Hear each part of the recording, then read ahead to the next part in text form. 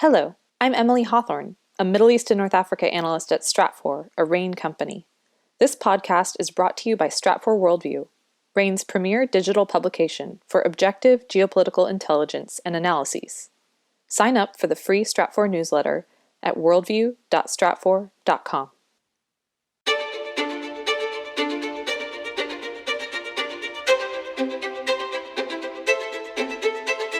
You're listening to RANE's Essential Geopolitics podcast, powered by Stratfor. I'm Emily Donahue. A May 30th report from the Danish Broadcasting Corporation outlined new details on how the U.S. and Danish intelligence services cooperated to collect communications intelligence. While the media is focused on allegations of spying on European leaders, the target set was likely much broader, and the partnership is actually beneficial to European security. Here with details is Ben West, Stratfor Senior Global Security Analyst at RANE. Hey, Ben. Hi, good morning. It's good to have you back on the podcast. Let's talk a little bit about this latest report about U.S.-Danish intelligence collection. What does it say? The May 30th report actually lays out a really compelling argument for why geography still matters more than ever, even as our world becomes more virtual and interconnected through digital communications.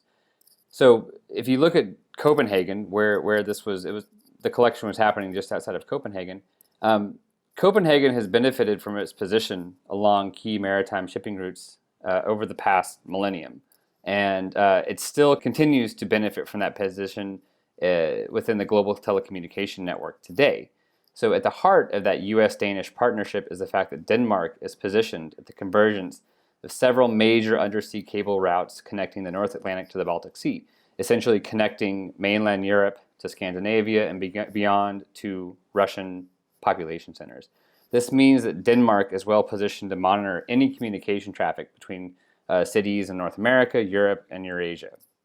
And this is obviously very attractive for any modern intelligence agency that is trying to get access to this communication.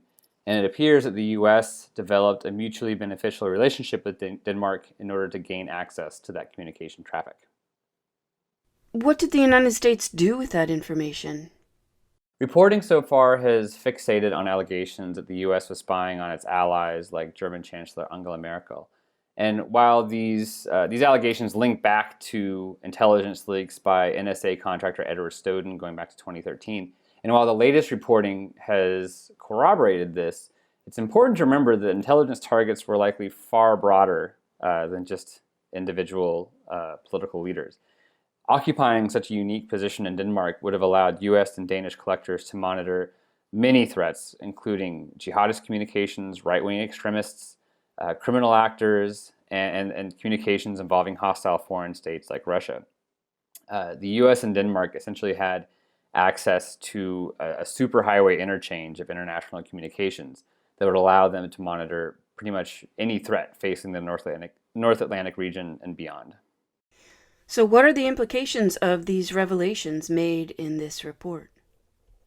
The report comes less than 2 weeks before President Biden is scheduled to make his first trip to Europe as president.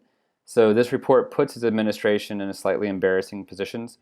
Other EU members have criticized Denmark for helping the U.S. spy on them. However, it's important to remember that other EU countries have also benefited from the collections and monitoring capabilities made possible by this U.S.-Danish partnership. So while there will likely be some public criticisms and complaints, especially during President Biden's trip later this month, the underlying importance of the U.S.-Danish partnership will likely endure any embarrassment this episode created. Ben West is Stratfor Senior Global Security Analyst at RANE. Thank you, Ben. Thank you. Guiding our clients with intelligence is one of RANE and Stratfor's core areas of expertise. If you like what you heard today, sign up for the free Stratfor Worldview newsletter from RANE. Sign up at worldview.stratfor.com. I'm Emily Donahue. Thanks for listening.